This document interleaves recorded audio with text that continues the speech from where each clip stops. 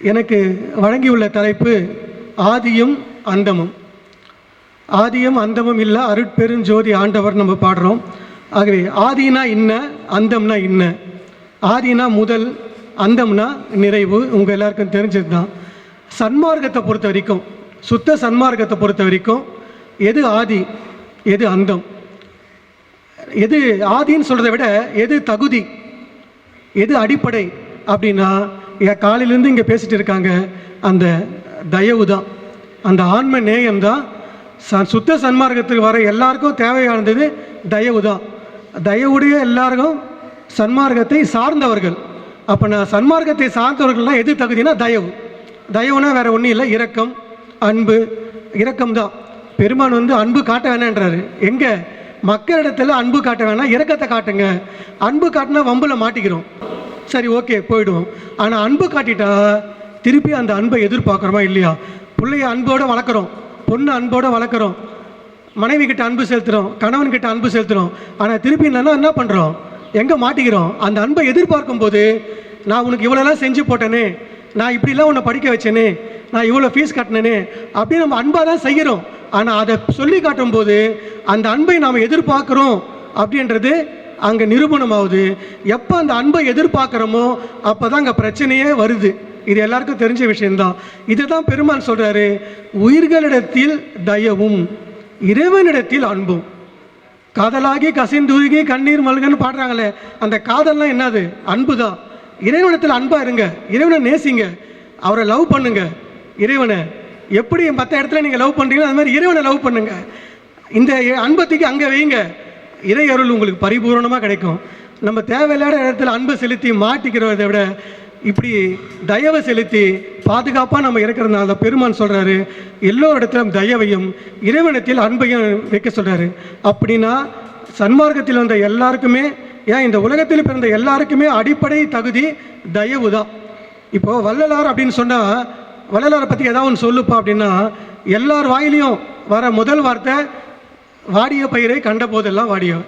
இடிய மற்ற பாடல்கள்லாம் எது வருதோ இல்லையோ, வாடிய பயிரை கண்ட போதெல்லாம் வாடியவர். ஏன் அந்த வார்த்தை எல்லார் மனசுலையும் போயிடுச்சு அப்படின்னா, அது ஆன்மநேயத்தின் அறிகுறி. இப்போ நான் உங்கள் மேலே இறக்கப்படுறதோ, நீங்கள் என் மேலே இறக்கப்படுறதோ மனிதநேயம். இது எல்லாருக்குமே தெரியும். முதலில் உலகத்தில் ஆன்மநேயத்தை பற்றி பேசினவர் வள்ளல் பெருமான். அப்போது அந்த ஆன்மநேயம்னா என்ன?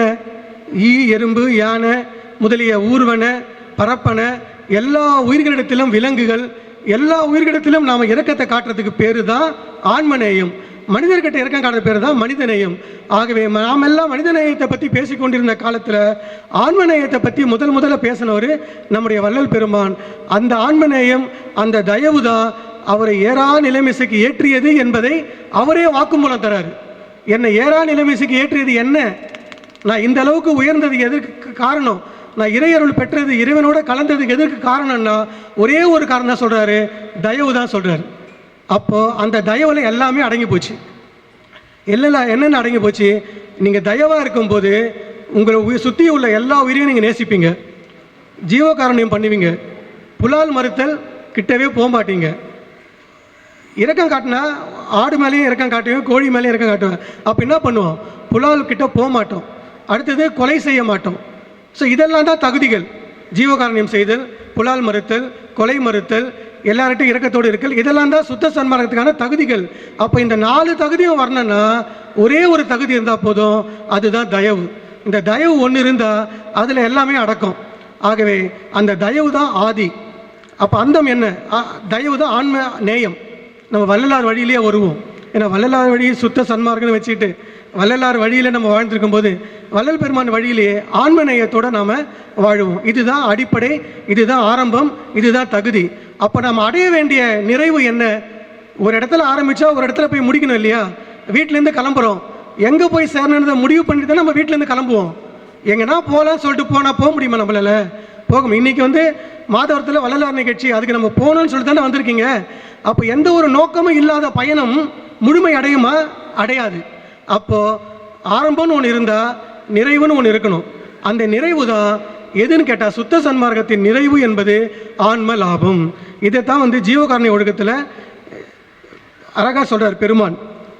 எல்லா இந்த இயற்கை உண்மை வடிவனாகிய கடவுளின் பூரண இயற்கை இன்பத்தை பெற்று எக்காலத்தும் எவ்விடத்தும் எவ்விதத்தும் எவ்வளவும் தடைபடாமல் வாழ்கின்ற ஒப்பற்ற பெரிய வாழ்வே இந்த மனித பிறப்பினால் அடையத்தக்க ஆன்ம லாபம் என்று உண்மையாக அறிய வேண்டும். அப்போ எனக்கு முன்னாடி பேசும்போது அவர் வரதராஜன் சொன்னார், அற்புதமாக சொன்னார். நாம் இந்த உலகத்தில் பலவித இன்பங்களை மயங்கி இதிலே விழுந்து கிடக்கின்றோம். அந்த இன்பம் நிரந்தர இன்பமானால் கிடையாது. இன்றைக்கி சந்தோஷமாக இருப்போம் ஒரு விஷயத்தை, நாளைக்கு துன்பப்படுவோம், நாளைக்கு மறுநாள் திடீர்னு ஒரு பிரச்சனை, ஒரு துன்பத்தை அனுபவிப்போம். இப்படி இன்பம் துன்பம் மாறி மாறி வரதில் என்ன லாபம் இருக்குது? எதுவுமே கிடையாது. அப்போ நிரந்தர இன்பம் எது? நிரந்தரமாக நம்ம மகிழ்ச்சியாக இருக்கணும்னா அது இறையருள் மட்டும்தான். இந்த ஆன்ம லாபம் மட்டும்தான் நம்மளை நித்தியனாக வாழ வச்சு மரணமில்லா பெருவாழ்வு கொடுத்து நம்மளை எப்போ நிரந்தர இன்பத்தில் நம்மளை வைத்திருக்கும் என்றால் அது இந்த சுத்த சன்மார்க்கம் மட்டும்தான். ஆகவே நாம் அடைய வேண்டிய லாபம், ஒரு வியாபாரம் பண்ணால் ஒரு வருஷத்தில் 50 லட்சம் ரூபாய் லாபம் அடையணும், 1 கோடி ரூபாய் லாபம் அடையணும் வைக்கணும்.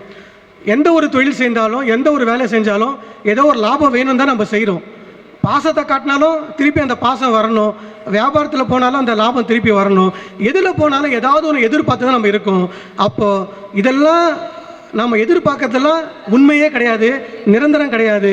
அப்போ எது நமக்கு நிரந்தரம்னா நம்ம அடைய வேண்டிய லாபம் ஆன்ம லாபம் என்பதை வள்ளல் பெருமான் அற்புதமாக இந்த ஜீவகாருண்ய ஒழுக்கத்திலே அற்புதமாக சொல்றார். ஆகவே நம்முடைய நிறைவு ஆன்ம லாபமாக இருத்தல் வேண்டும்.